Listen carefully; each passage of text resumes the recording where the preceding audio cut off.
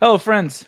I'm Erik Beimfohr. Welcome to Spike Week, and on tonight's show, we are back in the best ball basement, and we decided, the algorithms, they love the negativity, and we're trying to be positive, but every once in a while, we just got to talk about the worst picks in best ball and fantasy football this year. So myself and Rob Coakley, we are going to go round by round and point out the worst picks.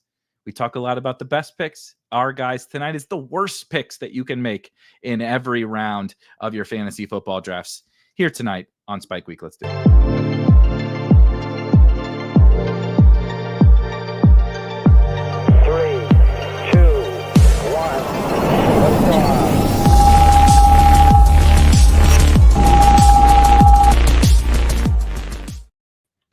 All right, Rob, it's time to feed the social algorithms, clickbait it up with the worst picks, the things we're here to trigger everyone tonight. And maybe you'll trigger me and I'll trigger you. I don't know. There's going to be triggering happening this evening.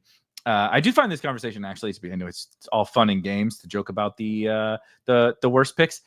We've talked about this a little bit.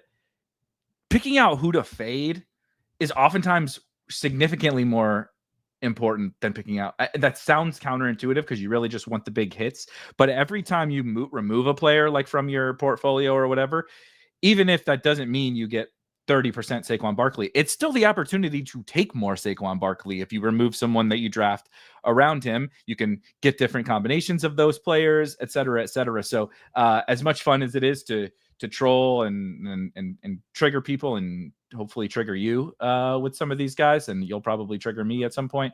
It is also like truly helpful to find the spots where we want to remove that guy and maybe use those chips on some other players. Yeah, and it can be a double-edged sword, right? So if you go back to last year where I had a couple of first-round fades and second-round fades, and just on the basis of doing that and the way that we draft, my advance rate was much better than people that draft our way, which could go the other way as well. Like instead of having that 20% advance rate, it could have been a 4% advance rate, right? Doesn't mean I won anything, but it gave me better EV on my teams because I faded Tyreek and CMC last year and made some decisions that way. And I was fortunate to get more teams through. Again, still one of my worst years overall, but at least we're on the dance floor for a little while. But you also messed this show up, Erik. You should have worn all black because we were about to bury some of these players tonight. I brought the positive Easter pastel vibes to the. it's like when somebody's doing something, they have like a morbid job or something like that. You try to, tell a joke or something, make people feel a little bit happier before you basically tell them, that it's over. That's what I'm bringing the positive vibes only to. It's like I just did a Roto-Grinder show right before this, and there were Parks and Rec references happening during the show, and it reminds me when Adam Scott and Rob Lowe they do good cop bad cop when they're going into slash budgets, and Rob Lowe is like, "Oh, you're doing such a great job," or whatever, and Adam Scott's like, and then does the exact opposite, comes in and like, "You're all fired," right? It's like I'm being the Rob Lowe of this, and you're being the Adam Scott. Works for me. I am much better at being the dickhead. The guy with ghosts and dead people behind him. Yeah, I think it's pretty fitting. Yes, and the possessed bunny over my shoulder here. So a couple just examples from last year. I think some of my early round fades, my do not draft list, right? Who I thought were some of the worst picks were quite all over the place. As you mentioned, I think one of the only things that kept me alive, quite frankly, this sounds silly because, he's the 101, 102, what have you, but just spending more of those early bullets, not on Christian McCaffrey, and even if it was on CeeDee Lamb, who wasn't like a home run, but was okay. Justin Jefferson, same thing, wasn't a home run, but was okay. Any extra Jamar Chase teams you got last year was awesome. And frankly, Bijan Robinson, if you moved some CMC to Bijan, of course, was not like the stone cold nuts, but you were certainly better off having him on your teams than Christian McCaffrey. That worked out great. Famously, in the Spike Week Discord, there was someone who just could not quite wrap their heads around how could you not have Christian McCaffrey ranked 101 overall? And it's like, well, here, this is why. You're seeing now last year why that was.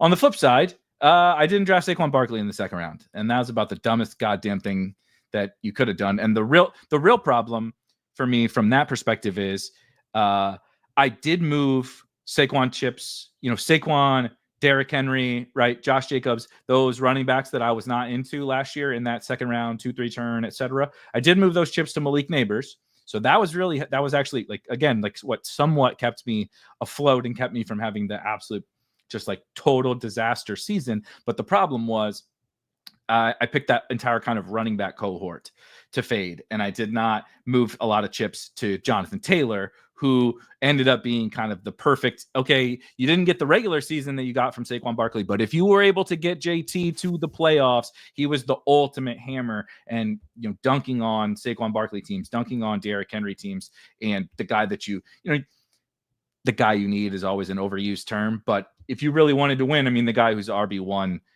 multiple weeks in the fantasy playoffs is probably a pretty helpful guy to have. And if you could get Jonathan Taylor and Malik Neighbors 2 week 17 on the same team, you were in pretty darn good shape.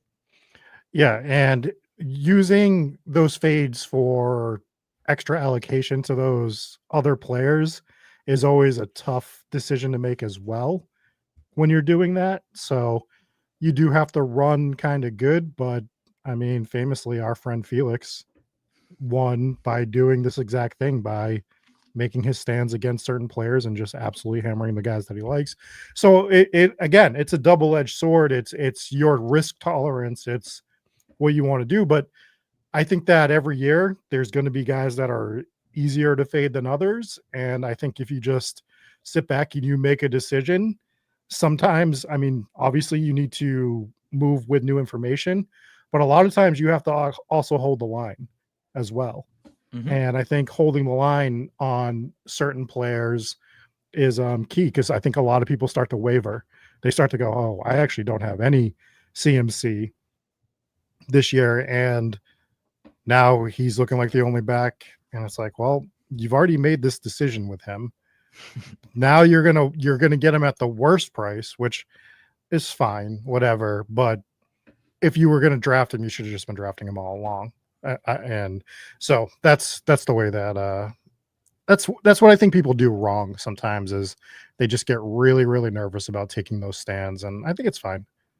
I totally agree. I think the hardest, like the old famous crypto video clip of the kid hold the line, right? The hold the line kid. It especially this time of year, and if you've been drafting a bunch, like it does become difficult sometimes to hold that line and just be like, well, I could just get a dabble, right? I could I've drafted so many Malik Neighbors teams. I've drafted so many Nico Collins teams. I've drafted whatever. And it's like, did you, the thing I overuse, but do you believe in this or not? Right. Like, right. And it can also be okay to evolve your process, right? If you come back now and you truly believe, like, I don't think I should have done that. Okay, sure. But I think generally it's FOMO. It's fear. It's fear. And we never want to be fear-based drafters. We want to be, exploitative drafters. And I think ultimately that's what kind of this exercise is about, right? If you want to be overweight, let me take one quick step back. We often talk about the advance rate versus week 17. But when people talk about advance rate, they also will talk about, like, they don't want to get too high on any individual player. And so what that really means is you're instantly neutering your potential advance rate. You're probably raising your floor, not necessarily, but you're probably raising your floor because you're not overexposed to anyone, right? If you take 30% of someone, he gets hurt or fails, that hurts more of your teams. But the best way to have the highest advance rate is to take stands on players and hit on them. That's easily the best way to, if you drafted 50% Saquon last year, you would have had a monster advance rate. If you just drafted 8% of everyone, you're just going to have about the average advance rate that everybody else does. So there's this funny thing of taking stands on players can both be good for your advance rate and good for your week 17 stuff, because you can also take stands on players, remove players, right? Take stands on others. And then the rest of the stuff is like, maybe from each round you remove one guy and you take you get overweight on one guy, and then you spread the rest out because you are fairly neutral on the rest of them. And oftentimes that's a lot of what I do, is like I remove one or two guys, from certain pockets of the draft, have a guy or two that I really, really love, and then have a bunch of guys where I kind of spread my chips around. And then that allows me to kind of have my cake and eat it too. I can get a good advance rate, but I am also not like, at my my Jacquard tree or whatever isn't just like a total dot in the middle of the screen. You can kind of have a little bit of both if you really try. Yeah, it's not just fading a guy to fade a guy. Like, I think that you should have reasoning behind it, and I think some of that reasoning is structure, and that definitely depends on the round you're fading a guy in. And the earlier rounds, we're going to talk about it. We're about to get into round one. Round one should have an asterisk on it. Like, I think you should fade guys in round one every year, personally. That's just how I am always going to play the game. And I think that the easiest way to fade guys in round one, you could look at their age, for one, if you wanted to fade like some of the older guys. Or the thing that's going to be true almost every year is the top wide receiver or the top RB is never going to finish where they're supposed to.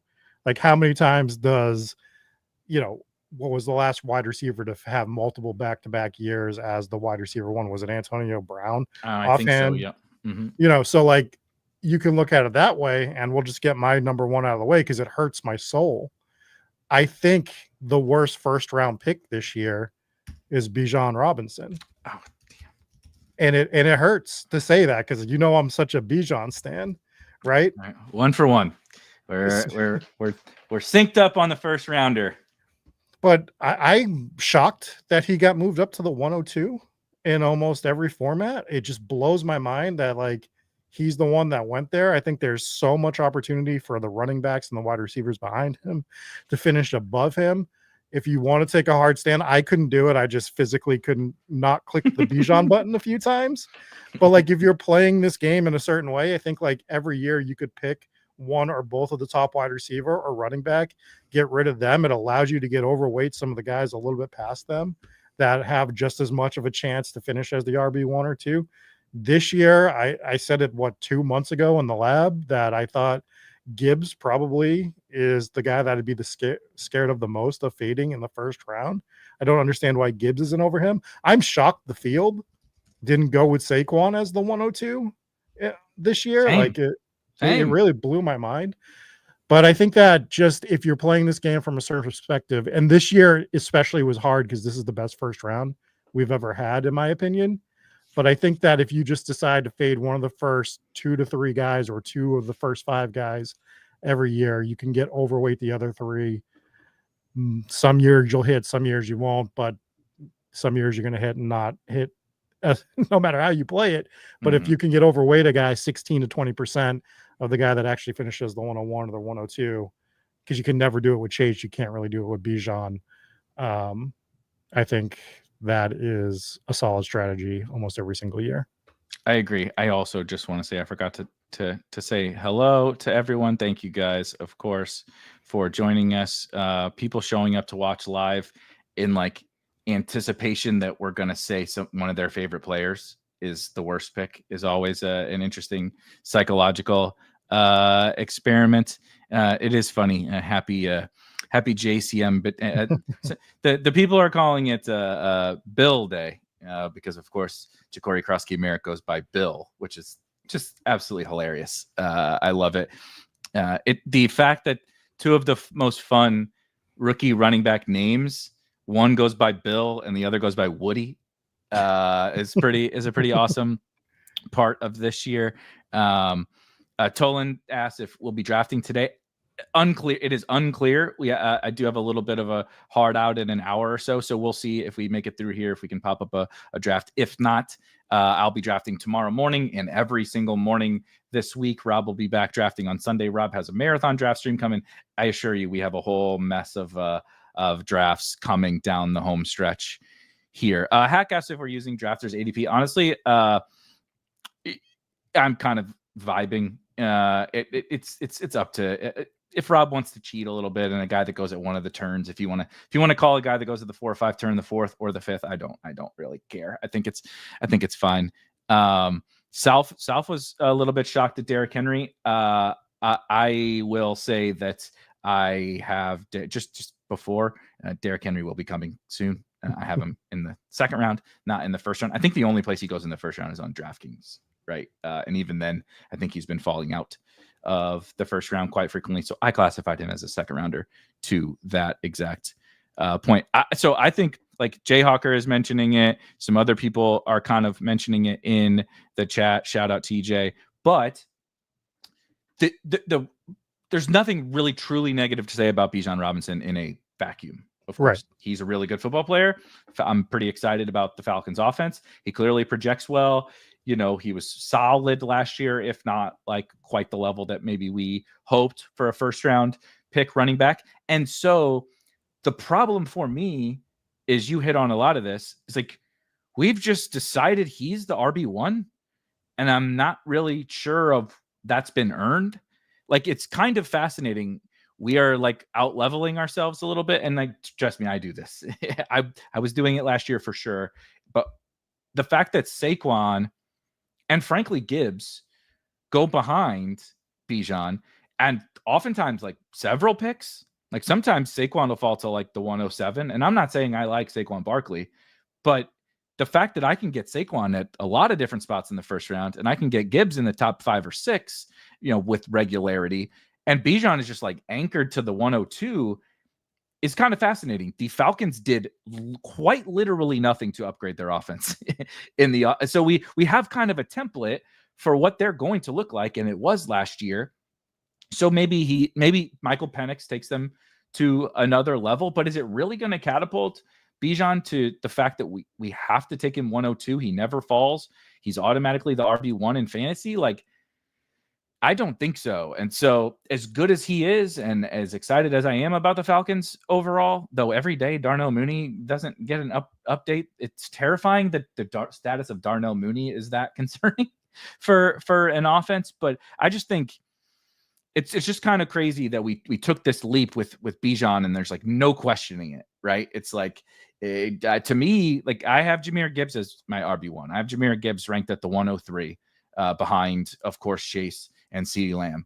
And I think the market is just a little bit out over their skis on Bijan Robinson, and I can recreate a lot of the stuff that I can get with him through my roster construction, or, you know, I can move guys around, use his spot for some things better than what I probably get from him, as good as he is. Look, it hurts my soul, like, because I want to be 20% Bijan Robinson. He's one of my favorite players in the NFL, as you know. I can't not click it, and I just want to, just for clarity's sake, I have been drafting a little bit of Bijan Robinson. He's not my first round fade. My first round fades are CMC. I have a pretty soft fade on Saquon. Love a soft fade. And I have the soft fade basically on Puka as well all season. Like, he's been low, and Amon-Ra has been a little low for me as well. But I think, like, if you look at it from a strategic standpoint, I think he is the worst price person in the first round, and I don't think it's particularly close. That's the problem, is like, as much as I would love to say Christian McCaffrey, the run out has been pretty good for Christian McCaffrey. You know, literally all of his running back teammates dropping like freaking flies, and nothing so far, you know, knock on wood for the CMC drafters, nothing so far from him. Brandon Ayuk, who knows if he'll come back. Juwan Jennings, right? Like, it's kind of a mess with San Francisco. So it's been a pretty good run out, and yet he's much cheaper than Bijan is. Kai does mention CMC ghosting for a second year in a row is I think that should be your fear if you drafted Christian. We don't exactly have. We the last time we saw Christian McCaffrey be a good fantasy asset was I was much younger, you know, and my back didn't hurt so bad every morning when I woke up when Christian McCaffrey was good in fantasy. Someone mentioned we can answer some of you guys questions here. Keep Josh Allen or Derrick Henry in a keeper league.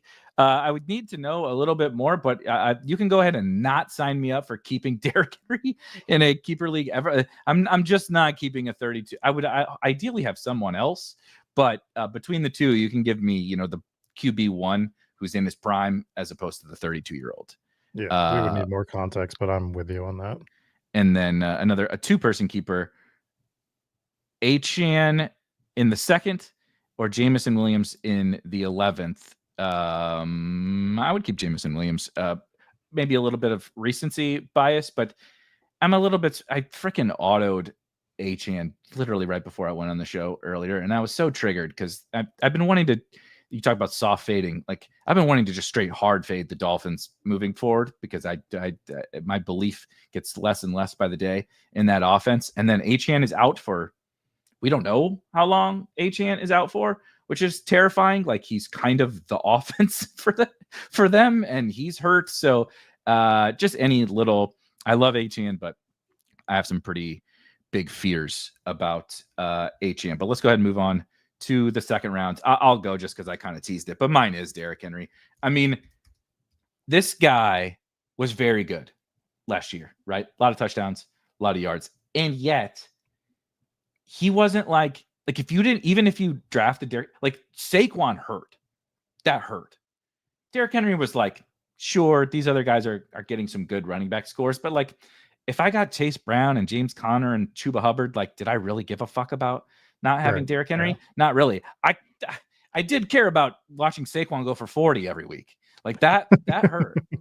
But the especially Henry, in drafters format. Yeah, exactly. Like it was just over, right? If you didn't have Saquon on drafters. If you didn't have Derrick Henry, I'm not saying he was bad because that's not at all what I'm trying to say. But I'm just saying that was an awesome year from Derrick Henry. And it wasn't like you never felt that misery. And so now he's even more expensive. He's a year older.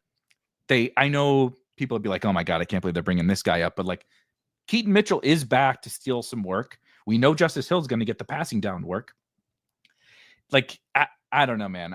I just can't wrap my head around Derrick Henry as a good second round pick. So he's been like I don't see him on the draft board. I see Bijan much more than Bijan makes me feel uncomfortable passing on him in every single draft. I don't even see Derrick Henry in the second round. There's way too many good picks in this. Like the second round is fucking awesome.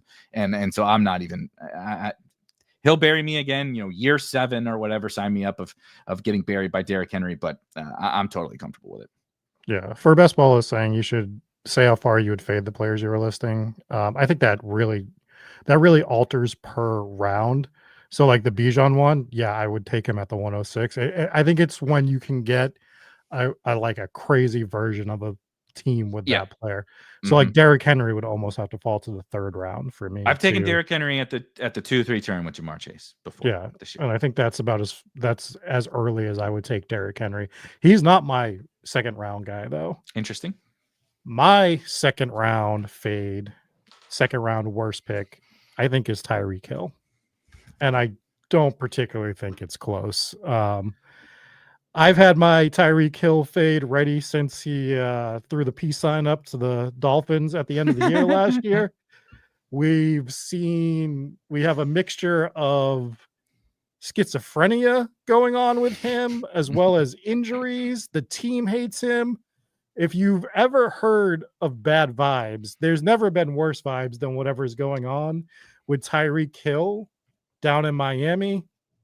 I can't imagine this guy, and I was already a fade on him last year because Tyreek Hill, if you compare Tyreek Hill to like a Devontae Adams, who is just like one of the best receivers ever, right? Mm-hmm. But he's one of the best receivers ever because he just does all the little things. Technician. Yeah, Tyreek Hill is just really fast overall, right? And when you are a really fast guy, if that is your primary and secondary skill set, which it is for Tyreek Hill, once you lose just a little bit and you become relatively normal, you're just not that good anymore. Like you just, those guys hit the end of their career a lot faster than a guy like Devontae Adams, than DeAndre Hopkins, who can hang around because he can just do all the little things, right?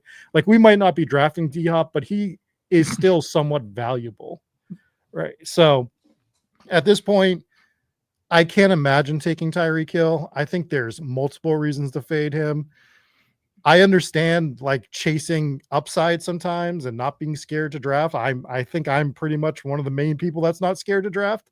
But when I decide on a player and have like conviction on it, Tyreek Hill's what, 30 now? Like he's hitting his year 30. 30. We need him to be the fastest player on the planet. I just, with all the other stuff going on with him 31. last year I probably would have drafted him here. I can't do it this year. I don't see this ending good for the Dolphins with Tyreek Hill this year. I feel exceptionally good about the overall Tyreek Hill process that I've had really this entire season. At the very beginning of the summer, he was like closer to the 3-4 turn because everybody was, oh my God, last year was so bad. The Dolphins, blah, blah, blah. And then, if you recall, Jonnu Smith gets traded. And for whatever reason, we decided that losing the second best player on the Dolphins offense last year was a good sign for all of these guys. And we skyrocketed them all up by ADP. Specifically, Tyreek Hill goes from like the late third to at his peak, like the middle of the second. To your point, he has started to fall back down a little bit, as MDS says. He's down to 30 on drafters. The people are feeling the same way that you are feeling about Tyreek Hill, and I think they should. He's also hurt right now as we speak. So currently the Dolphins are without H-Chan, Tyreek Hill, and the Jonnu Smith replacement, Darren Waller, still not practicing. What a shocker.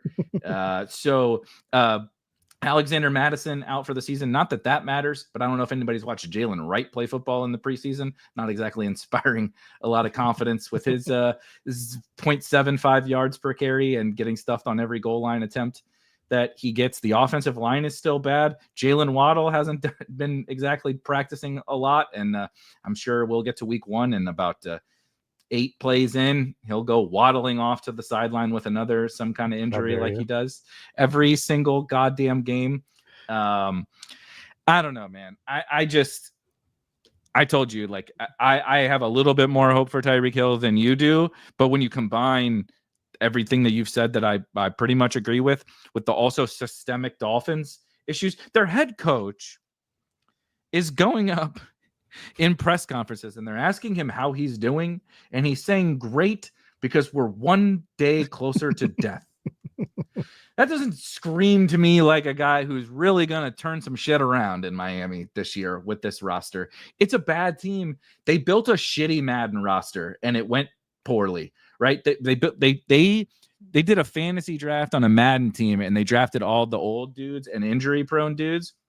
And then, spoiler, the old guys, your overall rating goes down every year when you're like you're talking about with Tyreek, right? Then they signed Darren Waller out of retirement and were shocked that he's like a 63 overall and not 85 like he was in his prime. And like they're like trading Jalen Ramsey for Minkah Fitzpatrick. Steelers fans are saying, I didn't grind the Minkah Fitzpatrick tape. You have to forgive me, but like that, Minkah's kind of washed too. That would be so fit. That's such a Dolphins thing to trade Jalen Ramsey, who's still kind of good, not peak Jalen Ramsey, but still kind of good, for another washed ass veteran in Minkah. It's just all-time bad vibes. You nailed it. Absolutely everything surrounding the Dolphins and specifically Tyreek Hill is just like all-time bad vibes. So I've pretty much just stopped taking the Dolphins, and I took some early, and I'm like, at that time, if I had it back, would I rather have it back and put those elsewhere? Maybe. But like, I don't know. The prices were fine. I don't hate the process then, but I also do feel good about being like, that's my Dolphins. If 3-4 turn Tyreek Hill works, got some, cool. I'm happy with it. Let's move on and draft the guys that we really want. Just give me Ladd and Bowers and McBride and Lamar and, give me those guys. I'm much more comfortable with them. Yeah, I saw a comment. I didn't catch who said it, but someone said, I'm guessing second round is Ladd, and you couldn't be more wrong on that. No, I like Ladd. Give me all the Ladd I can get on my teams. I don't understand the second round Ladd. Like, I don't understand the fall. I love it. Give me it. And I'll just smash Ladd. I don't think Ladd has like, he's the 102 next year in his range of outcomes, but I think you can like never go wrong with the second year we know like is just a stud wide receiver. On an offense we're excited about. I know they lost Rashawn Slater, but like, dude, if Keenan Allen is scaring people off of Lad McConkey, I think we just have a wildly different view of like how football works. You know what I mean? Yeah. Like Lad McConkey is not being ruined by the corpse of Keenan Allen. If anything, if Keenan's just better than like Trey Harrison and Keandre Lambert Smith and is helping him move the chains, cool, dude.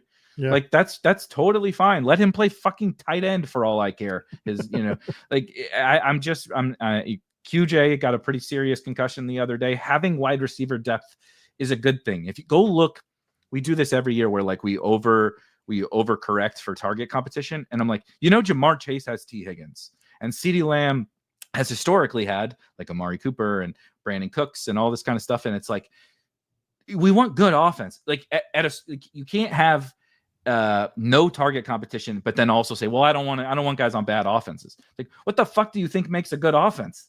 Good receivers. You know, we gotta have some good players around Lad, and I'm not worried about Lad. Yeah, agreed.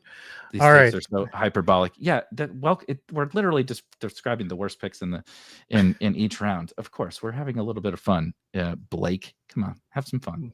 Blake Johnson. That's the most hyperbolic name I've ever heard in my life. That's a fake name. That's Blake a creative player. Johnson. Speaking what of are you Madden, on? One Tree Hill. I think I drafted you in the 7th round of a franchise in Madden one year. I'm kidding, Blake. We love you, but yes, this is what we do. We like to we like to be a little hyperbolic for sure. We love you and your frosted tips, Blake Johnson. Blake Johnson. That's my college roommate. My freshman year, his name was Blake, and he did have frosted tips. So see, I nailed it for you. We're one for one. All right, round 3. All right, so my round 3 hurts my soul a little bit because this is a guy that I was on when others were off for the past couple years. It's a guy that I really enjoyed watching play football, but I think it's mostly over. He might get 700-800 yards this year, but Mike Evans is going to lose that 1,000-yard year. Ooh. He's going to lose that streak. It hurts my soul.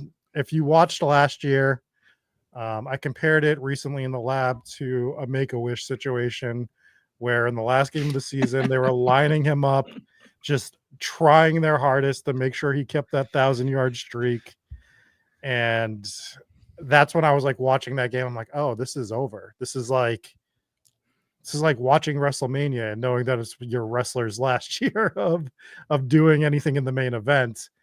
And I just think Mike Andre Evans, the Giant against Hulk in the final match. Yeah. There you go. Perfect analogy. Like, yeah, you might see him a couple more times. He might have one more moment, on a Monday Night Raw. But I think he's probably done as a third rounder for sure. So it hurts my soul to say. I do think he's done as a third rounder, but I do think he has another decent season. So I'm like in the middle amongst the bull case of Mike Evans and your bear case. I'm kind of a little bit more in the middle. I'm also admittedly just clouded by, I think this Buccaneers offense is going to be fucking awesome. Like absolutely awesome. Like if Ibuka is this good, I know now McMillan already got banged up, but Godwin will be back eventually. Bucky is awesome. I think Baker is awesome. I think their defense is not that good, which is like that means they're going to have to score some points. And so Mike Evans is I've been using this phrase a lot this summer, but particularly lately as it pertains to old Bill Merritt. I'm just taking my medicine and just being like, whatever. Like I would rather run the Bucks through Ibuka from the passing game perspective. And I mean, dude, you can get Godwin in like the 120s on DraftKings. It's absolutely incredible. Like sign me up for Godwin wide receiver 7. Like, okay. Like, do I give a shit when he comes back at that price? Not really. So it's not my preferred way to play the Bucks, but I'm a little bit higher on Mike Evans, though. I mean, I think the case makes perfect sense. Like he's not going to, like, if you want to talk about a guy who's not going to be this expensive last year, he's got to be like one of the best. That's what, same thing with Derrick Henry, like one of the best bets. To just no chance we're taking him at this price this year. I will say, Jayhawker called it out in the chat. I'm stunned that your third rounder is not Garrett Wilson. given your historical Garrett Wilson slander that you've put out there in the interwebs. Well, there's differences in price. So like Garrett Wilson as a first rounder was terrible. Yeah. Garrett Wilson as a third rounder is like fine, right? Like that's where he should have been in the roll your eyes place. And call him fine is the most Garrett Wilson ass explanation I've ever heard. It's just like he's fine. So yeah. Take Dial someone on the early side of the right. Took the 102 daily dial. Come on, Dial. Bajan is the 102. But I respect it. So I was going to say somebody mentioned Breeze. If his name was Breeze Hall, he should be like the 104. Braylon Allen would not be stealing carries from Breeze Hall, but Breeze Hall, it was in the mix for me in the third round. He's kind of fallen out of the third round now, so more in the fourth round. Spoiler mix for the fourth round. Yeah, exactly. But another running back for me, what a surprise, is Kyren Williams in the third. I just think similar to like your Mike Evans point, but with running backs who are not special talents. And like, dude, nobody loved Kyren more than me. Go. You want to check the tape, bro? Go search Erik Beimfohr, Kyren Williams, or whatever on Twitter. You'll find in like February of the year that he was coming out of the draft, he was like my favorite running back. Like I'm on board of Kyren as like a functional NFL running back. We were very much team Kyren here in his, not his rookie season, right, but his breakout season. He's going to get the football, but this offense is tied together with like fucking string and pixie sticks, man. Like all of these dudes are super fragile. Kyren is fragile himself. Matthew Stafford is still not back. I guess he actually put on shoulder pads today, and that was the big news at a Rams camp. He wore shoulder pads. Congratulations. We still got quite a few steps to go. If he was going through AA, like congratulations for making it halfway to through the first step or whatever. Putting on shoulder pads, like Jesus Christ, that's quarterback news. Shoulder pads. Yeah, like they're barely shoulder pads. So anyway, I mean, the Stafford thing is terrifying. Puka is not exactly a picture of health. Devontae Adams is not exactly a picture of health. If Jimmy Garoppolo ever gets in there, those motherfuckers are getting hospital balled for sure. Kyren, they have drafted, I know they extended Kyren, but they have drafted second round running backs in, second Jarquez Hunter and Blake Corum with early draft picks, back-to-back drafts. I just think I can replace, like he is the definition of like, I can replace this. What I'm getting in the third round. He was an awesome pick when he was a later round pick, of course. And if he were a little bit cheaper, like even like a round and a half or something, like give me him after, like put him closer to Chuba. Like he should be probably ahead of Chuba, like maybe more like Ken Walker-ish. I don't know. I'm just riffing on that. I just think in the third round, like I cannot draft him over George Kittle. I definitely can't draft him over Trey McBride. I cannot draft him over Lamar Jackson and Josh Allen. And there's, depending upon your personal preference, a flavor of wide receivers. Maybe you don't like Mike Evans, but you like Marvin Harrison, or you like Garrett Wilson, or you like Jackson Smith and Jigba, or whatever. There's just so many options that like just give me a running back a round or two later, or give me a running back, give me Jahmyr Gibbs, or give me Jonathan Taylor, or give me something like that. Bucky Irving. I just can't sign up for like a mediocre talent who's a volume-based bet on this really, really, really fragile offense and fragile situation. So. Yeah, but so for me, he's sort of like the Mike Evans to you, where he's just a take your medicine pick for me. Where like I'm not trying to be overweight Kyren Williams, but for everything you said, it's like, well, they trust him on the field. Stafford needs to be protected. Kyren is one of the best pass protecting backs in the league. Yeah. It's going to keep him on the field more than he probably should be. So if I can get 8 to 10% Kyren, like I'm fine with it, but I'm not running to the podium for Kyren when I'm taking him in the third round. It's like I should probably just grab some of him.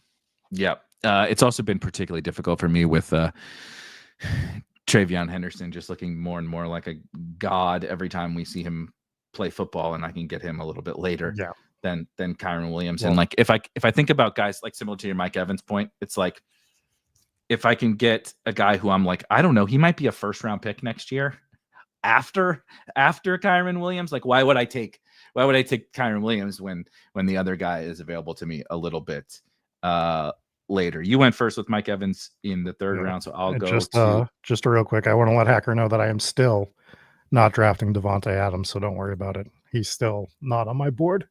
He has fallen to the fourth. I also like Devontae more than you, but I have bumped down. I just did a rankings update today in which I bumped down pretty much all the Rams. It would be very stubborn, I think, of me to, and frankly hypocritical, to like be worried about the Dolphins as an example. Now, the ecosystem of the Rams is very good. I trust in Sean McVay and all that kind of stuff. But in terms of an offense that's right, the sum of the parts is fragile. The ecosystem of McVay is not fragile at all.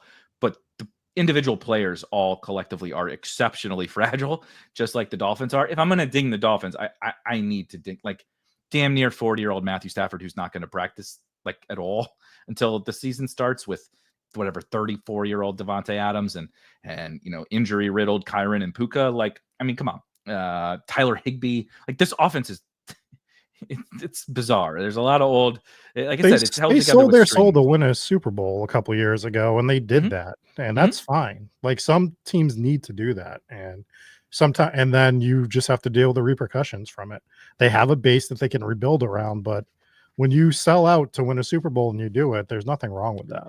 I'm not trying to open up fresh wounds, but given the hat you're wearing, it reeks of the old Boston Celtics. They sold their soul for the championship, and trust me, I'm not any happier than you are about it, because they had to. God forbid they could just take Kristaps Porzingis or something. They had to take my fucking St. Louis guy, Jason Tatum, down. It's like, why? Can't take Jaylen Brown. Don't take Jason Tatum. Come on, like, we don't got to ruin them that way, right? Take Kristaps Porzingis or something. But nonetheless, yeah, when you go for it, right? Like, the Celtics just had to tear it all down, but wouldn't you be? Yeah, you're happy, right? I don't give two shits what happens to the Blues for like 5 more years, because I got my Stanley Cup, dude. It was awesome. Just like you, same Rams fans are like, yeah, I mean, this is like not ideal, but whatever. We want. Not every team can be a dynasty. Not every team can be built for a dynasty. You need to build like a win now team every once in a while. So sometimes you're the Chiefs and sometimes you're the Rams. Yeah, exactly. And I will say, quick side, and we'll get back to round 4 here. The days of like the dynasty in modern sports are just like gone. Like, it just like almost doesn't. Like, the Chiefs are the only like sort of, and we'll see how that continues, right? And the Chiefs, so the 2 air quotes dynasties that we've had in recent memory in football were sort of cheating, because Brady and Mahomes are wildly underpaid. They took like incredible hometown discounts because they wanted to stay and win championships. That's very rare. Yeah. The average person does not like. There's a lot of rumors floating around LeBron James as an example in this offseason, because he opted into his player option, and then he's complaining about the fact that they're like not building a winner around him. It's like, motherfucker, if you wanted to win, how about don't make $55 million and opt into that? Like, if you really wanted to win, go somewhere and win, like, you got to take a little snip, right, in the bank account. And like, that's what Mahomes did. That's what Brady did. They're wildly underpaid. And so they were able to build a dynasty around that. Unless Lamar does that, unless Josh Allen does that, unless somebody does that, it's very difficult to maintain. Like, Brock Purdy's making $50+ million, dude. Like, how the hell do you build a dynasty when Brock Purdy's making $50 million? Like, it is what it is. Shout out to Dean for saying that the Florida Panthers are a dynasty, and not a shout out to TJ for calling me a coward. The Florida Panthers are not a fucking dynasty, though they're very close. I'll respect the Florida Panthers. More St. Louis folks on the Florida Panthers. Shout out to the Kachuk boys. All right, round 4. I knew 100% who yours was. We've already teased it in round 4, so I went to a different route just to spice things up, because I didn't think you were going to put Bijan, just because I know your love of Bijan. I was almost certain it was CMC in the first round. I tried to zig a little bit when you were zagging. Yes, 4 best ball, the 0 RB guy with me, with 3 running backs in the first 3 rounds. But we're moving away from the running back position. over to the wide receiver position, and that is Courtland Sutton. I think he is the epitome, maybe Kyron Williams-esque of wide receiver, where he was a great pick last year. Great pick. Too cheap because we didn't really know what the Broncos were going to be. People weren't sure what to think about Bo Nix, even though he was very clearly the wide receiver one in that offense. You could get him at a really good price. And so he has a good year. And then we catapult him up to a tier of which he is not deserving of being in this 4 or 5-ish turn tier where they're still elite quarterbacks. There's like the single best pocket of wide receivers, outside of the first 15 picks or whatever, go where he goes. And he's still a really good football player, but he's just not that level of fantasy asset to be, in the 4th round again, closer to the 4 or 5 turn, but still to be a 4 or 5 turn pick, you need to have, right? Like, say whatever you want about Jameson Williams and Devontae Smith and those kinds of guys. You need to have a level of upside that like you can take a leap, not just be like, oh, like this is Courtland Sutton is like when we were drafting Brandon Cooks at this price when he was on like the Texans and stuff. It was like, well, I know I'm going to get volume. I feel comfortable that he's not going to be bad. He's not going to be the reason I lose. But a lot of the times the guys that make you feel like they're not the reason that you lose are like kind of like your Walking Dead characters. It's like, sure, they were okay, but they go in a tier where there's probably someone who breaks out, who is the reason that you win. I don't want to draft guys out of like, oh, it's okay, they won't be the reason that I lose. Like, I'm trying to play to win. And like when you go just next to this, like Terry McLaurin goes after him now. And like I understand he's holding out, but like, come on. Like, I just think it's just a price thing. If he's a tier cheaper or something amongst wide receivers, cool. But he's in a pocket of wide receivers I don't think he deserves to be in as a fantasy asset. He's a fine real life player, but as a fantasy asset. And his own team has continued to invest in the position, right? Marvin Mims can take a leap. He was a 2nd round pick. I know Vele was a late round pick, but they love him. They picked up Evan Ingram, and then they drafted Troy Franklin last year and Pat Bryant this year. They've got a lot of dudes that it doesn't have to be the Courtland Sutton show in year 2 of Bo Nix, but he's priced like it's going to kind of be the Courtland Sutton show again. I think that your point about him being around guys that could just like absolutely crush, especially on individual weeks, makes the most sense. But I still want a little Courtland Sutton. So like I still kind of sprinkle him in there, understanding the price is the price. I like Devonta Smith way more than him. I like Jalen Waddle. I like all the guys around him a little bit more. So I'm probably a little underweight on Courtland Sutton if I had to guess, but it's not a 0 for me. Again, we've talked about this in the past. Sometimes the price is just the price and we hate it. And we just have to make the decision whether we want to pay that price or not. So Courtland Sutton's one of those guys where if you tell me you're not drafting him, I totally get it. And if you want to get some of him, I get it. If you wanted to get overweight him is where I would have questions. So Rick says I like the Broncos passing game too. I think I'm not overweight Marvin Mims, but I've been sprinkling some Marvin Mims. I take all the cheap Broncos guys, and I mean, I love RJ Harvey and J.K. Dobbins. I'm overweight a bunch of Broncos players, but that's what I'm talking about. I like all those other guys, so why do I need to pay 4th round for Courtland Sutton? I can get a Broncos exposure and on every single draft for much cheaper than this. So I actually like the Broncos passing game quite a bit. I just don't like paying the premium for Courtland Sutton. Yeah. All right, so I'll do mine since we have already teased it, and for best ball kind of nailed it. Mine's Breece Hall. I have an honorable mention. It is James Cook is my honorable mention for round 4. Ooh, nice. But Breece Hall, we did a true serum take about a month ago in the lab, and my true serum was I think I made a big mistake with every share of Breece Hall I drafted this year, if you recall, and the market sort of reacted to that like a week and a half, 2 weeks later, and all the Braylon started going up a lot. And you want to talk about bad vibes at camp. Breece Hall does not feel like it's going to go well for the Jets overall this year. It feels especially good, like it's going to be bad for Breece Hall. he likes to go to the club apparently a lot from what I've heard. Hilarious. So if he's going to the bar to drink, I feel like this is going to be a big year to go to the bar and drink for him. Everything just feels bad. Like his positioning on the team feels bad. He's a talent that I like, and I can wish cash a trade, but it's unlikely. And even if it does happen, he's probably a mid-season trade. And we've seen how mid-season trades go for a lot of guys. You can't just plug and play in the NFL for the most part. Maybe he gets there in the end if you do something like that. But again, trades are not common. I don't think it's going to be a good year for the Jets running backs. I like Braylon Allen quite a bit. He's going way higher than I'd like him to go at this point in time. And then James Cook. It took a while for Braylon to finally get rolling from in the 180s for 3 months. Yeah. But now we're finally. Yeah, I'm sad I didn't get more of him when he was there. And then just my quick little thing on James Cook. He just ran so pure last year. What is he getting, like 49% of the snap share there in Buffalo? And led the NFL in rushing touchdowns.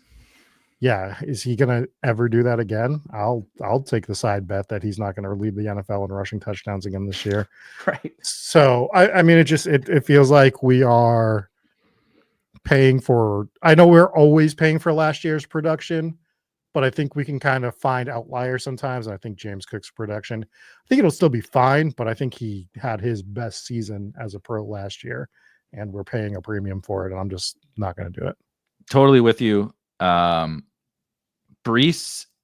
So there's a lot of things around Brees, but I think most notably for me over the course of the summer, and this is something that a big mistake I have made historically, is what we would call IKB. And I know better. I know some people say I know ball, but I know better, right? Is what we would IKBing something is when the coaches and the teams are telling us and they're showing us with both their words and their actions what their intent is with their team.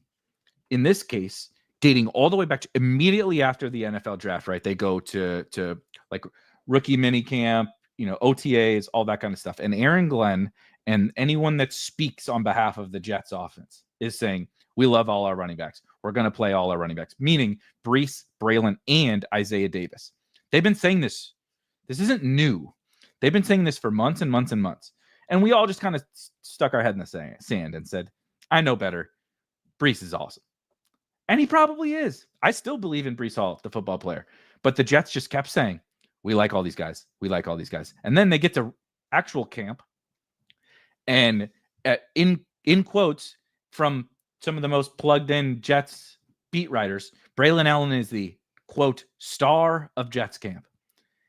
Isaiah Davis is playing as the passing down back, right? It is a 3-way rotation that they're telling us every fucking day. They're telling us that this is what their plan is. Justin Fields, not a great, he's solid for the rushing efficiency for his running backs, but that's for all 3 of those guys. You can't only count that for Brees, right? If he's getting 1/3 or whatever of the backfield. And they're like, the Jets are not going to have like the best offense in the league. Their wide receiver 2 is Josh Reynolds. Okay, come on. They're not going to like go set the world on fire. They'll be happy with the 20th. They'll be happy if they're the 20th best one. If they have the 18th best offense, they're fucking having a parade. They're cooking after the season is over. So we've just stuck our head in the sand and said, I know better. Doesn't matter what Aaron Glenn says. And maybe you do, but like, just if you're betting on Brees at these prices, just it's nothing else. There is no other. The only point you're saying is that I know better. Brees is too good. He's going to take this thing over, right? No matter what the coaches say, Brees is just going to be too good and he's going to take it over. And maybe you are right about that. But in every other scenario, when something happens, right, when the coaches come out and say, well, we want to play this guy, but right, look at the Washington loves Bill Merritt. The Washington loves Bill. They hate Brian Robinson, which is not true. They don't hate Brian Robinson. They just had a quote the other day about Cliff Kingsbury was just like glazing B-Rob. It's a very weird situation in Washington. But they're just telling us at every step. And then we even get the preseason games where Brees is the starter and plays a couple snaps, and in comes Braylon. And then every third down, Isaiah Davis is the passing down back. So you're getting like an early down split with like that's worth a fucking 4th round pick, splitting the early down work and coming out on passing downs for Isaiah Davis. Like, you know, like I said, maybe he does win it out over the course of the season, but that's not their plan. And so I just think the only reason to draft Breece is because you think you know better, and you might. And I think that that's okay, because sometimes it is okay to say IKB, but just understand that that's what you're doing. You're just saying, I don't care what the Jets could say that Breece Hall is the worst player they've ever seen, and you're just saying, I don't care. I know better. And like I said, that's fine. Just accept that that's the bet. That's the bet on Breece, right? He's too good. Yeah. It's sad because I don't like I say I had big Breece Hall bags, but I had enough, and I wish I could have allocated those to other players. For sure. It's definitely a good time to own a bar in the where are the Jets? What New Jersey? They're in Jersey, right? Yeah. All right, round 5. I went first. You go first this time. Okay, we'll do my round 5 quick because we don't need to hash over this too long. It's Rashee Rice, especially on formats that are like drafters. Yeah. If they're going to arbitration because they didn't like that they were going to get a 10-game sentence and they would have accepted a 6-game, and we're waiting till 4 weeks in the season to even have the hearing, and then we don't know when we're going to get what the suspension is, I think it's just an absolutely gigantic risk to take on a player that I do like. But at this point, I don't know how you can take him in the 5th round. Like at this particular point, I mean, we just took him in our 5-5-5 before we had that news, which hurt. I mean, we're digging out around it, but I think at this point in time, especially if you're drafting on drafters, and even if you're drafting not on drafters, if he has the potential to miss the playoff weeks, which is 75% of your season, I just don't like it. Now, this could blow up in my face and he could get a 4-game or 2-game suspension and you're fine. But even that 4-game suspension now becomes like weeks 8 to 12 or 9 to 13, or 5 to 8 or 9 to, who knows? We don't know. Yeah. It's uncertain. Yeah. So it's just a huge uncertain situation. I think it's easier to avoid at this point. Yep. I think I'm glad you pointed out like format specific. Like there's some, like, dude, like in the eliminator and stuff, he's still going at like pick 60 and stuff. And like, that's just nonsense. He like, if you want to take a shot, like after pick 100 or something, go for it. But yeah, it's tough. It does suck. We did just take him in the 5th round of a high stakes draft, but when we drafted him, that was before we got that news, and the expectation was he missed the first 4 weeks. We talked about it on that video, and that blew up in our face quick, fast, and in a hurry. That seems to be the case. Every guy we draft, Josh Downs, congrats, hammy. 10 minutes after we draft him. My round 5 player is easily my biggest fade of the season. My slam dunk 0% player, DK Metcalf. I don't want to belabor it. Just similar to Rashee Rice. Not sure if anybody's seen the Pittsburgh Steelers roster this year. Not awesome. They lined up in the other day in a 0 wide receiver, 4 tight end formation. That happened in a real football game. They played 4 tight ends at the same time without a wide receiver on the field. Aaron Rodgers the Aaron Rodgers Arthur Smith combination has to be the most boring, least fantasy friendly possible environment you could ever get. And DK Metcalf is the epitome of the wide receiver 1 trap, where because his teammates are not very good, we just like put a guy up higher in ADP because we on a spreadsheet it looks good. You can project him for a certain percentage, right? A certain percentage of the targets, a certain percentage of the yards. Even though I know DK Metcalf like has a like historical, like we've thought about him as like a pretty good player and all that. He's real mid, man. Like he's really not a difference making NFL player. He's a really stiff, and as big and strong as he is, he doesn't really play that big and strong. He's not like some big contested catch. Like he looks like Calvin Johnson. He don't fucking play like Calvin Johnson. Aaron Rodgers has thrived with like timing route, like Devontae Adams, Garrett Wilson, those kinds of guys. DK Metcalf ain't that. Yeah. You ain't throwing back shoulder fades to DK Metcalf, and I'm not sure the Steelers really want to win by passing anyway. So again, in the 5th round, like, dude, like Devontae Smith, Zay Flowers, Jalen Waddle, like there's a lot of good options. And then just a little bit cheaper is like where Pearsall and Ibuka and Olave and Odunze and like all of those guys going. Like I just no thank you with DK Metcalf. I'm not even as like hard stance against him as you, but I still find it hard to ever click the name. So like it's one of the ones I don't think about as much, but it's like I just don't click him nearly as often as you would think that you would click a name like DK Metcalf. Mm-hmm. He's similar to, so this is going to be a weird comp, but he's similar to Mac Jones in the respect that, do you remember like what the narrative was on Mac Jones when he came out of college? It was, he was the most advanced pro ready, but he was already at his ceiling. Yep. Right. And that's sort of been what DK Metcalf has been. He like came in and he never like got he's better. The same fucking player. He's the same player. He's the same player he's always been. He never like broke through a glass ceiling. He's been DK Metcalf. And it's been fine some of the time, but it's just been fine. So yeah, I totally get it. It's fine when you're on like a pass heavy offense, you know, with some Russ and Geno and stuff like that. And I understand like the name Aaron Rodgers still holds some weight, but like, dude, like this is an old man. Like there's just like also like speaking of structural systemic risk, like Aaron Rodgers ain't exactly a spring chicken. He just tore his Achilles a couple of years ago. We saw what happened. I mean, he was bad last year, Rodgers was, and we saw what happened to Kirk Cousins after an Achilles tear. Like they're not exactly anybody taking coverage away from DK Metcalf, and he's thrived off of hitting bombs. You know who doesn't like to throw bombs that aren't there? Like Aaron Rodgers is allergic to throwing into coverage because he doesn't like to throw interceptions. You think he's going to just like throw it up to DK Metcalf to let him go get the ball and double coverage? Like, no, of course not. So anyway, I think they ship Pickens' ass out of yeah, exactly.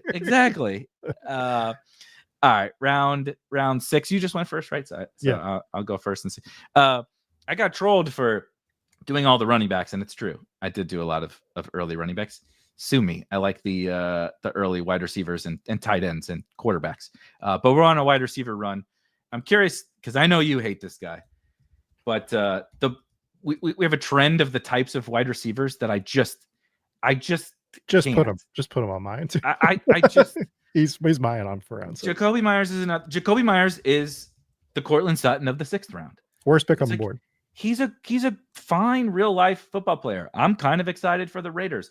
Is there any world in which Jacoby Myers is the reason you win a best ball tournament in the 6th round, like over Ricky Pearsall and Emeka Ibuka and Matthew Golden? Like, swing for some fucking upside in the 6th round. Like, what are we doing? How are you going to win a tournament with this guy? And like, I have non-zero Jacoby Myers. I think there's I know that you probably have zero, more like I have Metcalf.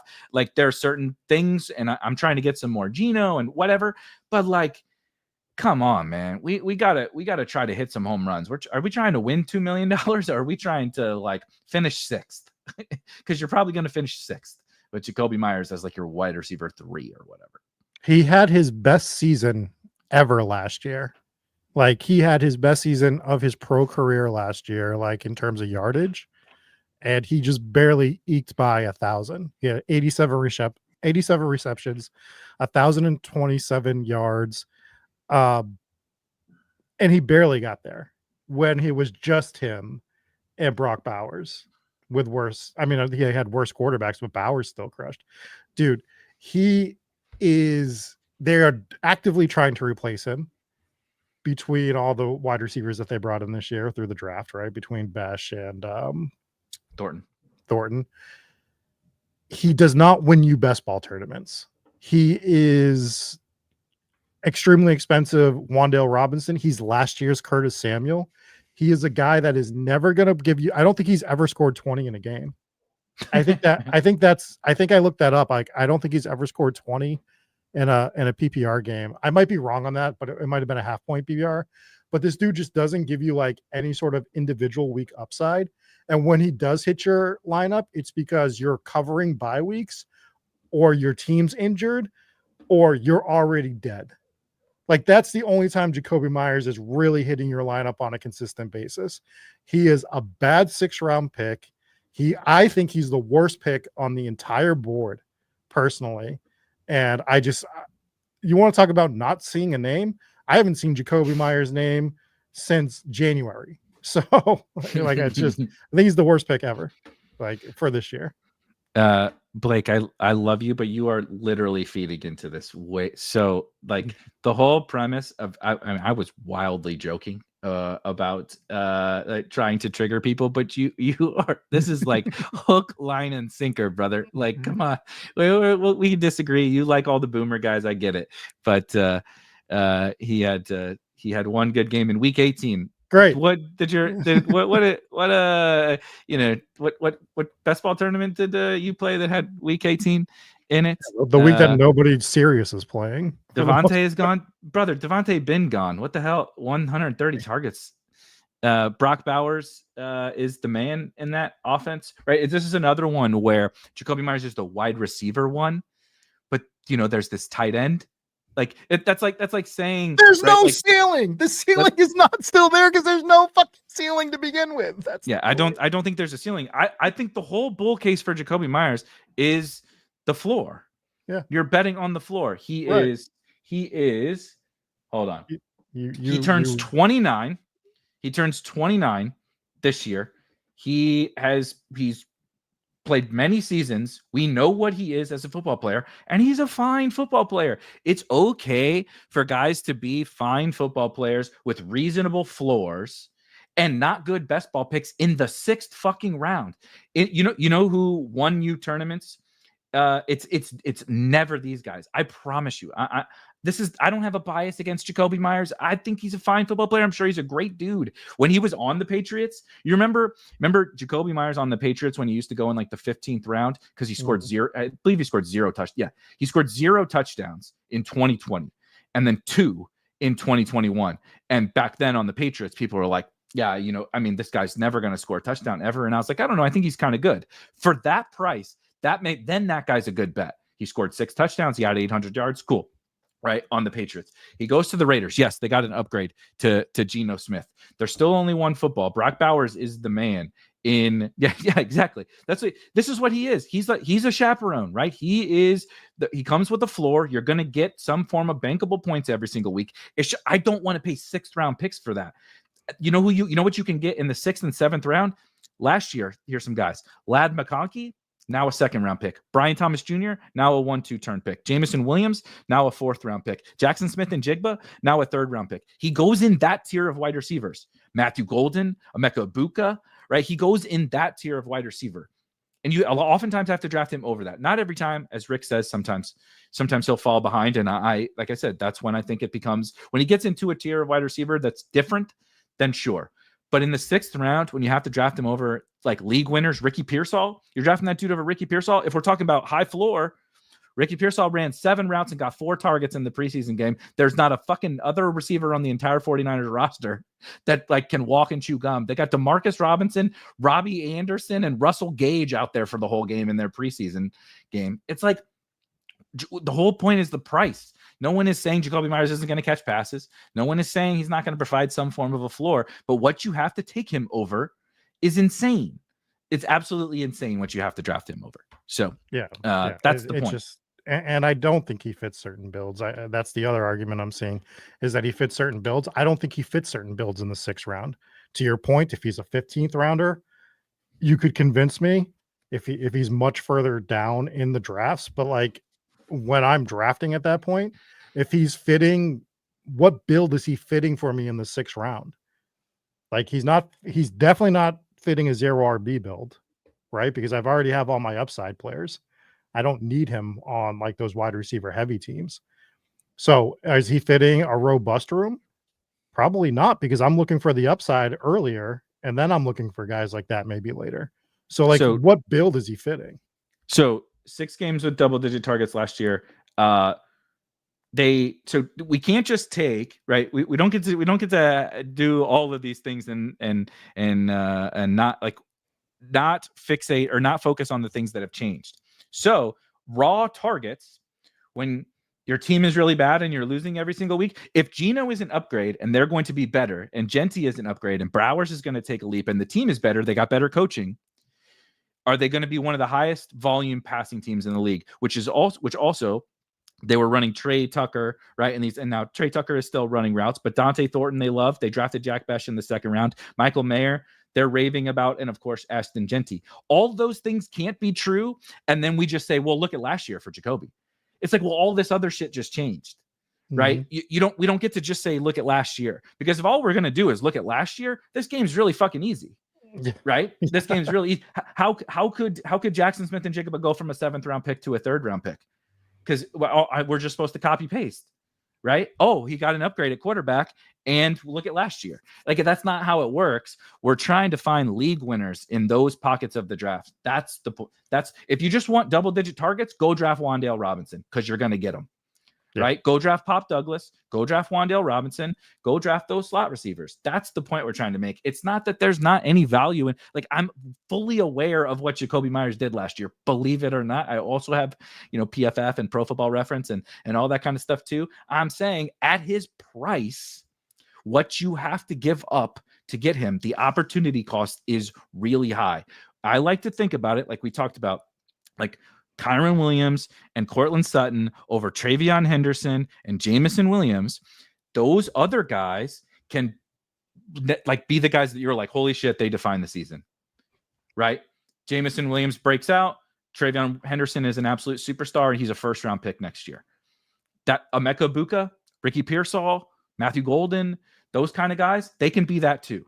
So sure, once they get right, and by the way, we put him in the 6th round. Jaden Reed, Josh Downs, give me all those guys. Like, there's just a lot of guys that go in that range that should go before Jacoby Myers. That's the point. Price matters in this game. If we're just gonna go chase raw targets, then it's really easy. That's not how fantasy points are scored, right? He's a slot receiver. Are you guys like Rob and I have disagreed on like Khalil Shakir and stuff before, but target volume is not all targets are created equal.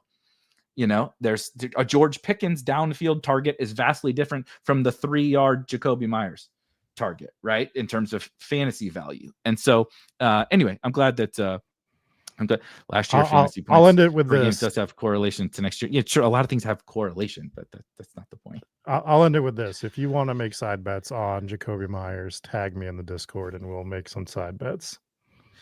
Isn't your entire thesis against Jacoby based on his production? No.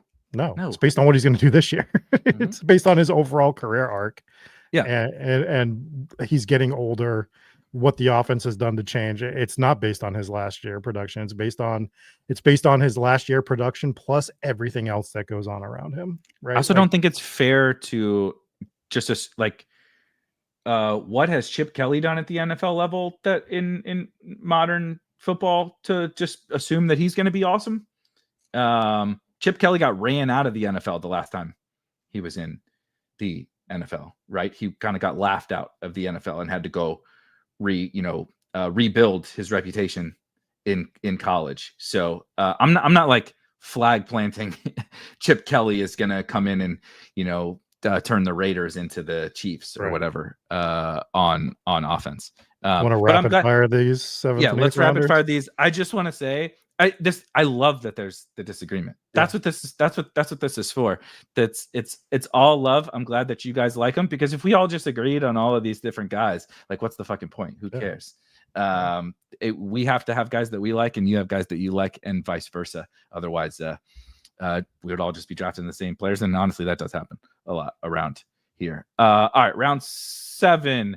Okay, I'm gonna go because it's another wide receiver, and oh, buddy, if you enjoyed last year's counting stats, you're gonna love this guy too. Jerry Jeudy in the 7th round, another wide receiver that if you take over all of those guys, you're fucking nuts. Spoiler, the Browns are not going to lead the NFL in passing attempts again this year. And if they do, something went horribly wrong. And if they do, it ain't going to be Jerry Jeudy time this year, because they've upgraded the situation around him. Welcome to Harold Fannin time if they're going to throw a lot. Jerry Jeudy is another mid-ass wide receiver who got there on through the sheer fact that it became Jameis time and the Browns led the NFL in pass volume. Those things just are not sticky year to year. That's why we don't just only look at surface level stats. That's why we project forward and look at the new situation and regress volume down to more realistic levels, not outlier levels. And the Browns are not going to do that again, right? That's why Cedric Tillman is in a 8th round pick because he's not going to, when you only get targets on like 12% of your routes, but Jameis throws 65 fucking times in a game or whatever, like, that kind of stuff matters. And Jerry Jeudy is being held up by the fact that he's the air quotes wide receiver 1 on a team that threw the ball a ton last year, even though they won't this year. Yeah, I can't argue against Jerry Jeudy. He wasn't the guy that stood out to me here, but he's also a guy that I'm not clicking, so totally makes sense to me. My 7th rounder, we don't have to spend a lot of time on it. He's been one of my do not draft guys since the beginning of the season. The high ankle sprain makes it easier to not click him, but it's Khalil Shakur. I just cannot bring myself to draft Khalil Shakur. As you said, apparently this is like a common injury for him as well, which is like wild.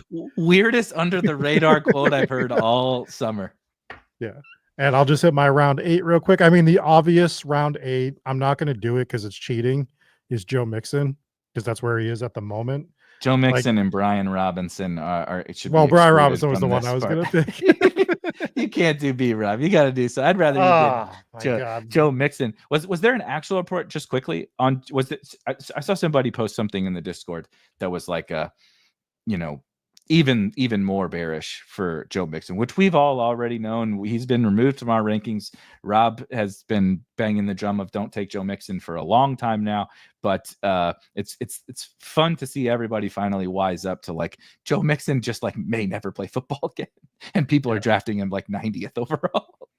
Yeah, I mean, it's finally getting reported, but there's been news circulating amongst some people that has not been confirmed yet. It's just not looking good for Joe Mixon. And as far as B-Rob goes, it's just he's not even at the stadium tonight with the team. Right. Like, it's just, I mean, at this point, the free fall is going to begin. It's just, it does not look good for B-Rob. Like, where do you, even if he gets traded, if he doesn't get traded before the season, where do you think his ADP falls to by the time, opening night, Thursday night football, he never gets traded? Where do you think his ADP falls to? 14th round, just because the auto drafts hold him up. Yeah. Right. Like it has to be the 14th round. I don't know how you draft him. I don't know how they bring him back. Like, this is one of those, you hold a baseball player out before you trade him, and then the trade falls through. Like, what do you do at that? Like, right. I'm not saying there's a trade in place, but if he's already not showing up to the stadium because they want to make sure that he's healthy, it's just not, I don't think it's great overall. I mean, the dude got shot for you and came out and had the single coolest like hype video I've ever seen of all time, and then they just kicked this dude to the curb the next summer, which, I mean, he's not a special player, but they do seem to like him. So this has been an interesting run out. You know what it reminds me of? We're going to get niche, but I made a basketball reference before. Last year, obviously the Lakers get Luka Doncic, right? And then they trade for Mark Williams, center from the Charlotte Hornets. And so they trade Dalton Connect, their rookie first-round pick, and a pick to get Mark Williams. Mark Williams flies out to come do his physical. Dalton Connect goes to Charlotte. Apparently, Connect went to Hornets practices, but the trade wasn't all the way through. But he's just there, get to know the coaches, get to know the players, and all that, and watching practice. And then Williams gets out to LA and takes his physical, and his health doesn't check out, and the Lakers rescind the trade, and Dalton Connect has to fly back to the Lakers. Can you imagine? You're there for a couple of days in Charlotte and being like, okay, well, this is my new team, and then you go back. How do you go back and be like, what's up, guys? What do you say? What's, even if the Brian Robinson doesn't get traded, what does he, when you walk back into the locker room, what the fuck do you say to everybody? That's got to be the most awkward thing ever.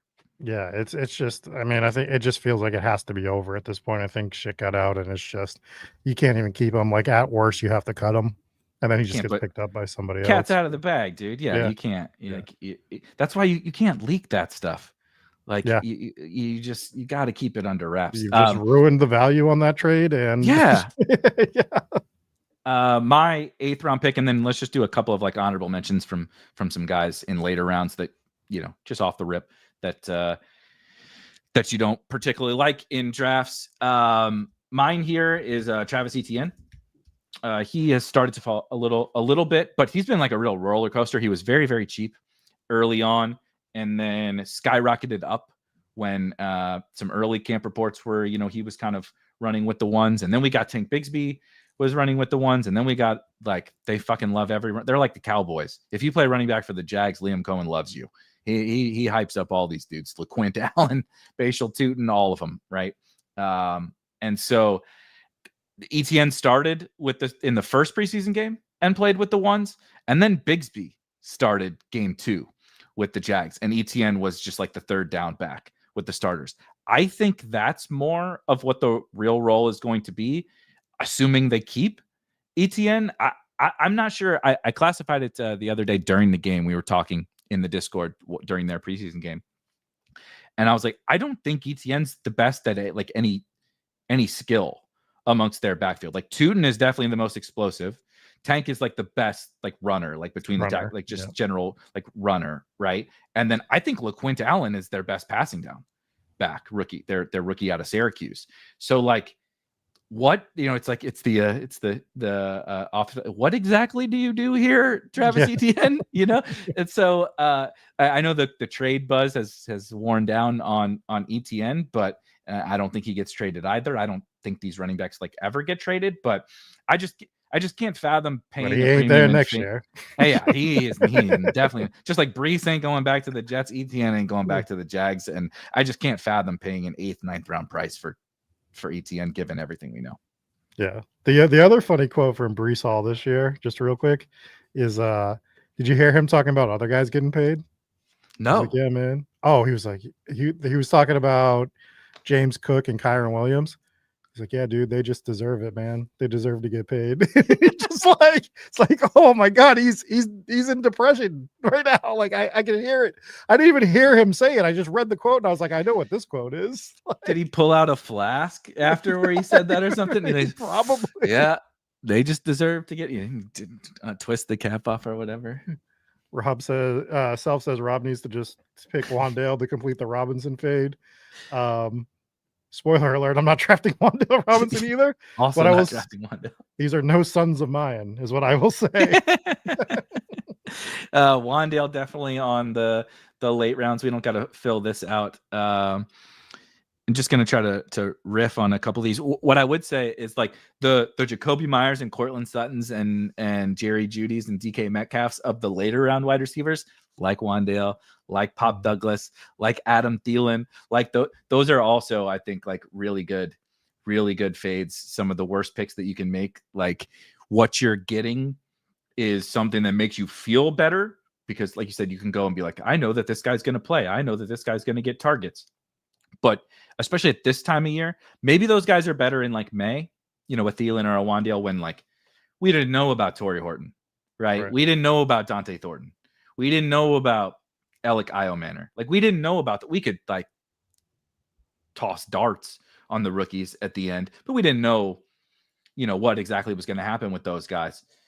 So, okay, you take Wandale then. Now it's like you're going to get routes and targets from these rookies, and the rookies could actually be something big. The young guys could be something big. Like take a swing, like even like Jalen Coker or something like that. Like take him in the 18. Like you're going to get a potentially talented young player who's also going to get to play. Like you don't got to pay a premium for a couple extra targets and probably not any more useful fantasy. You might get more raw fantasy points, but they're not like adding anything more to your team. Yeah. Oh no. Hacker says, old Bill scored a touchdown. It's all done.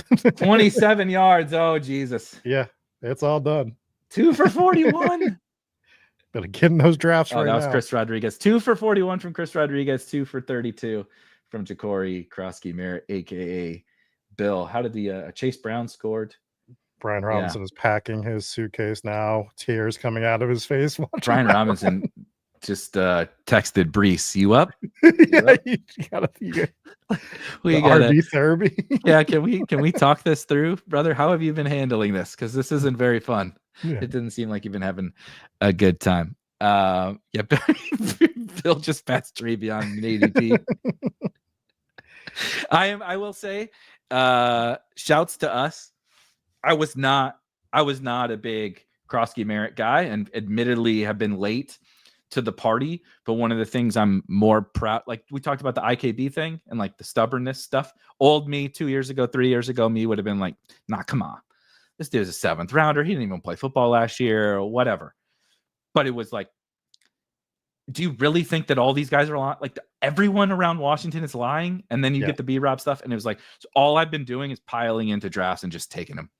Like whatever, like reach for him. And it's like, it felt like a reach at 125, brother. Wait till he's going in the 60s. You ain't going to like it then. So you might as well just take him right now. You probably got a little bit of time left, but the matchup with the Bengals shit ass defense was probably going to breed some nice highlights. And we've obviously got that already. So here's my late round honorable mention. Just to rile the people up as we sign off.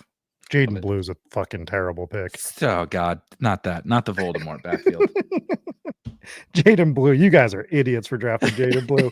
Put that clip out because he's terrible. He's not doing anything this year. At least we haven't had to talk about that one for a while because he's been hurt, and there hasn't been the Brian Schottenheimer every day talking about all those running backs. We've got a nice break from that. Thank you for bringing it back up. I'm having fucking PTSD from talking about the Cowboys backfield.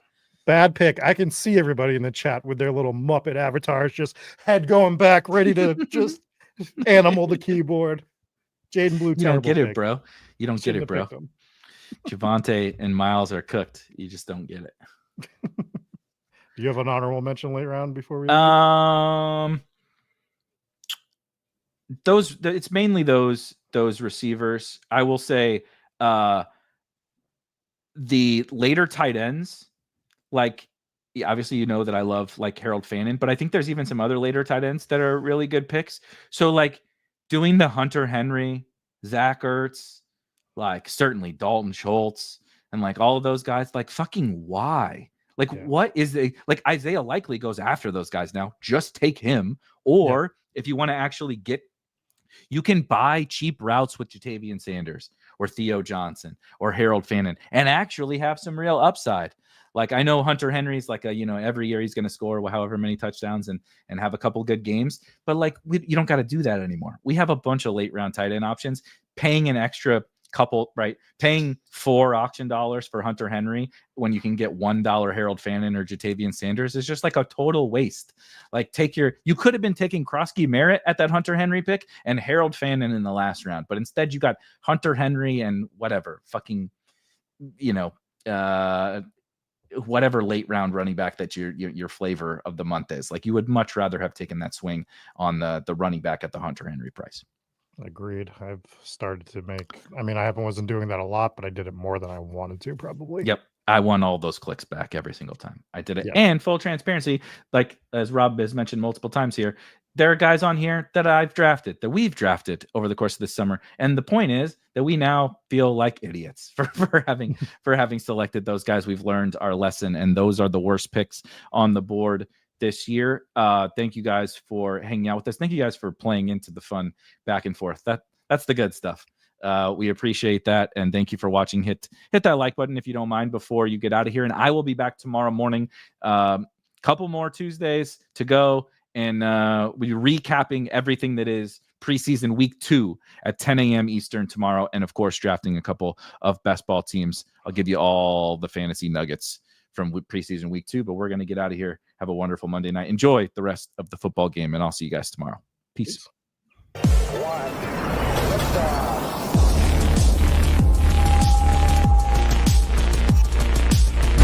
Woo! Those were some spicy takes. Want to stay up to date with all of the other spicy takes we're going to have over here at Spike Week? Why don't you press that subscribe button below? You turn notifications on, we draft a team, boom, you know about it. We have another spicy take, boom, you know about it. You can be there. You can draft with us. You want to stay up to date? That's how you do it. All right, we'll catch you later next time here at Spike Week.